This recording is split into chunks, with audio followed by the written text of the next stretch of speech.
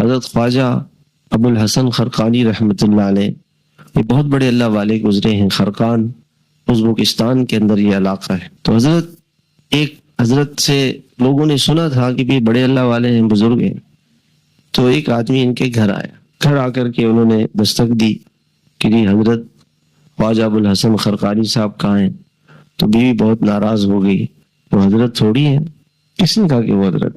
آئے کہاں سے ہو؟ میں تو بہت دور سے آیا، اپنا وقت ضائع کیا. تمہیں کس نے کہا تھا کہ وہ بزرگ ایسے ہوتے ہیں؟ پتہ نہیں کہاں سے آ گئے. اب وہ بیچارہ بڑا پریشان، میں نے تو ان کی بڑی شہرت سنی تھی اور یہاں یہ حال ہے. کہیں باہر چلے گئے، لوگوں سے پوچھا کہ حضرت کہاں ہیں؟ کہ حضرت تو اس وقت جنگل گئے ہوئے ہیں، جنگل سے لکڑیاں چن کے لا کے بیچتے ہیں. تو دیکھا تھوڑی دیر میں حضرت آ رہے ہیں، شیر پہ سوار ہو کے آ رہے ہیں. ان کے پاس پہنچے، یہ تو میری سمجھ سے باہر ہے. میں آپ کے گھر گیا تھا، گھر والوں نے کہا وہ شیخ ہیں، حضرت ہیں.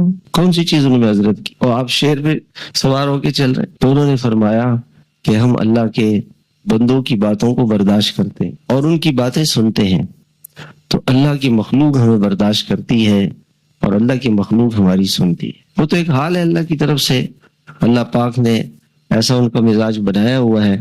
ہم صبر کرتے ہیں، ہم برداشت کرتے ہیں، گرمی کرتے ہیں، وہ کچھ نہیں کہتے. اور فرمایا کہ شیر پہ آپ کیسے سوار ہوتے ہیں؟